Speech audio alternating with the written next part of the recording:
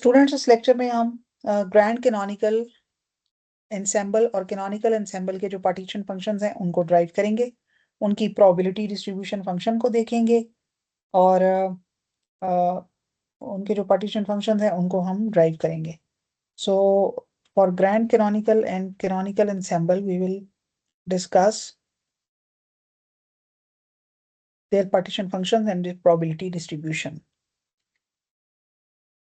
तो grand canonical को हम पहले डिस्कस करेंगे. ग्रैंड कैनोनिकल एंसेंबल एक ऐसा एंसेंबल होता है जिसके अंदर ऐसे सिस्टम्स ऑफ एन पार्टिकल्स जो हैं उनके एंसेंबल को हम कहते हैं, जिनकी बाउंड्रीज के क्रॉस जो है वो पार्टिकल्स भी एक्सचेंज हो सकते हैं, एनर्जी भी एक्सचेंज हो सकती है, मगर उसका जो टेम्परेचर है वो कांस्टेंट रहता है, उसका वॉल्यूम कांस्टेंट रहता है और उन तमाम का जो है ना वो केमिकल पोटेंशियल वो भी सेम रहता है.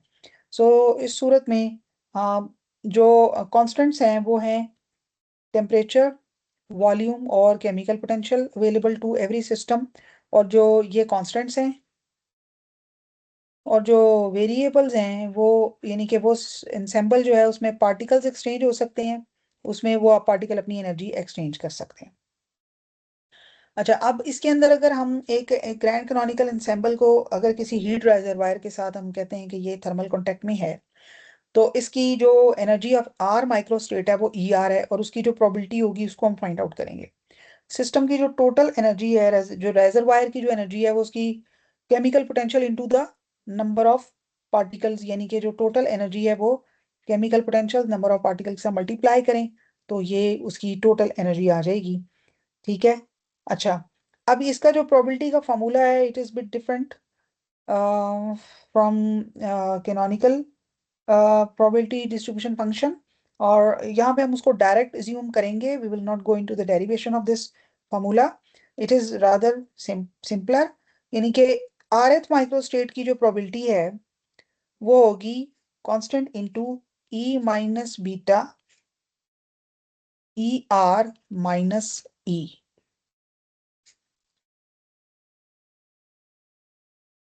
तो यहाँ पर हम ई की वैल्यू लगा देते हैं. So we will direct define the probability distribution for grand canonical ensemble और वो क्या है, वो ये फॉर्मूला है माइनस म्यू एन. अब सी जो है ये नॉर्मलाइजेशन कांस्टेंट के तौर पर हम इसको नॉर्मलाइजेशन कंडीशन लगाकर इसकी वैल्यू हम फाइंड कर लेते हैं. यानी कि सी की वैल्यू अगर हमने फाइंड करनी है तो वो होगी, जब हम तमाम प्रोबेबिलिटीज का सम ले लेंगे तो हम इस फॉर्मूले का भी समेशन लेके सी की वैल्यू निकाल लेंगे. सो इट मीन्स के we will have C sigma E minus beta E R minus mu N equal to 1. और यहां से हम सी की वैल्यू फाइंड कर लेंगे जो कि क्या होगा, 1 ओवर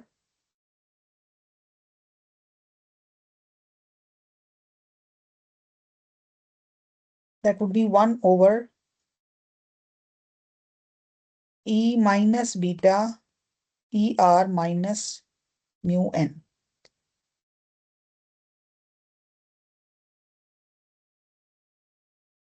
अच्छा, ये जो डिनोमिनेटर है ना, ये नॉर्मलाइजेशन कांस्टेंट होता है और यही पार्टीशन फंक्शन भी होता है. सो इन अदर वर्ड्स हमने ग्रैंड कैनोनिकल जो पार्टी एंसेंबल है उसका पार्टीशन फंक्शन हमने डिफाइन कर लिया है और वो जो पार्टीशन फंक्शन है वो इसके डिनोमिनेटर में मौजूद है, because it is the sum of all the energy states. उनकी जो प्रोबेबिलिटी है उसको हमने ऐड अप कर लिया है अवेलेबल एनर्जी स्टेट्स को, तो इसको पार्टीशन फंक्शन कहते हैं हम. तो इट मींस के जो ग्रैंड कैनोनिकल पार्टीशन फंक्शन होता है उसका सिंबल कुछ इस तरह से होता है.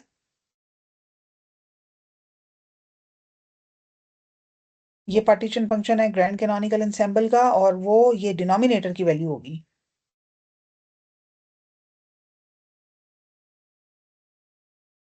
तो डिनोमिनेटर जब हम नॉर्मलाइजेशन कांस्टेंट फाइंड आउट करते हैं नॉर्मलाइजेशन कंडीशन लगाकर प्रोबेबिलिटी डिस्ट्रीब्यूशन के फॉर्मूले में, तो जो वैल्यू हमें डिनोमिनेटर में मिलती है एक्चुअली वो पार्टीशन फंक्शन होती है, क्योंकि पार्टीशन फंक्शन की डेफिनेशन के मुताबिक वो तमाम अवेलेबल एनर्जी स्टेट्स का एक्सपोनेंशियल में सम होती है. इसी को पार्टीशन फंक्शन की डेफिनेशन कहा जाता है. सो इट मीन्स के ये हमने डिफाइन कर लिया है directly without any complicated derivation the partition function of grand canonical ensemble. अच्छा, अब इसी में से हम जो है वो कैनोनिकल एनसेम्बल की पार्टीशन फंक्शन को भी आइडेंटिफाई करेंगे। अगर हम इस फॉर्मूले को, ये एक्सपोनेंशियल टर्म में दो वैल्यूज का बेसिकली डिफरेंस है, तो यहाँ से दो एक्सपोनेंशियल वैल्यूज जो है ना सेपरेट आउट हो सकती हैं। अगर हम इसको रीअरेंज कर लें, तो अगर हम इसको रीअरेंज कर लें तो ये हो जाएगा E minus beta E R into E plus beta mu into N. दोनों वैल्यूज पे समेशन आ रहा है, एनर्जी की वैल्यूज पे भी और एन की वैल्यूज के ऊपर भी, क्योंकि पार्टिकल नंबर एक्सचेंज हो सकता है। ठीक है, तो इनकी वैल्यूज के ऊपर भी ये सिग्मा दोनों पे आ रहा है। ठीक है, तो अब ये जो पहली टर्म है ना, ये वाली, इसको हम कहते हैं z, और ये कहलाता है पार्टिशल फंक्शन ऑफ कैनोनिकल एनसेम्बल। ठीक है, सिंपल कैनोनिकल एनसेम्बल अगर है तो उसका पार्टीशन फंक्शन ये होगा, यानी कि तमाम एनर्जी स्टेट्स का सम। ठीक है, और ये जो टर्म साथ वाली जो है, ये वाली, ये वाली जो टर्म, इस टर्म को हम डिफाइन करते होते हैं ई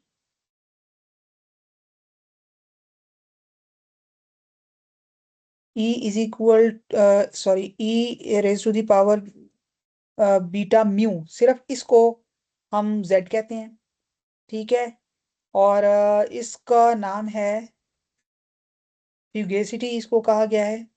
ये टर्म इस्तेमाल की गई है लिटरेचर में, और इसका मतलब क्या होता है कि जितने नंबर ऑफ पार्टिकल्स यानी कि n टाइम्स आप ऐड करते जाएंगे ना सिस्टम के अंदर, तो उसका जो पार्टीशन फंक्शन है वो उन पर डिपेंड करेगा, यानी कि वो उन उस प्रोडक्ट के साथ एनहांस होगा, इंक्रीज करेगा। ठीक है, तो ये एक किस्म की वेटेड वैल्यू है, यानी कि जितने आप नंबर ऑफ पार्टिकल इसमें ऐड करेंगे, तो ये इस टर्म के लिहाज से ये फंक्शन जो है ना ये वेरी करेगा। तो ये इसको हम कहते हैं, इसको इस वैल्यू को E raise to the power beta mu को हमने हम इसको z कह रहे हैं, और इसका नाम है फ्यूगेसिटी। ठीक है, तो n की पावर होगी, अगर यानी कि जितने नंबर ऑफ पार्टिकल सिस्टम के अंदर ऐड करते जा रहे हैं तो ये बढ़ती जाएगी। ठीक है, तो इट मीन्स के ये जो ग्रैंड कैनोनिकल एंसेंबल का जो पार्टीशन फंक्शन है, उसको हम इन दोनों के प्रोडक्ट के तौर पर लिख सकते हैं। ठीक है ना, तो इट्स लाइक दैट, यानी कि हम इसको लिख सकते हैं सिग्मा, एन तो आपको पता है ना, वो तो इंफिनिटी तक जा सकते हैं, z to the power n into Z N. ठीक है, यानी कि ये हम इसको जेड एन कह सकते हैं, यानी कि n नंबर ऑफ एटम्स का पार्टीशन फंक्शन। और जैसे जैसे ये नंबर बढ़ेगा, ठीक है, ये वैल्यू चेंज होती जाएगी। ठीक है, तो ये बेसिकली जो है, this expression is termed as the partition function for grand canonical ensemble, और इसी से हम जो है कैनोनिकल एंसेंबल का पार्टीशन फंक्शन भी डिफाइन करते हैं।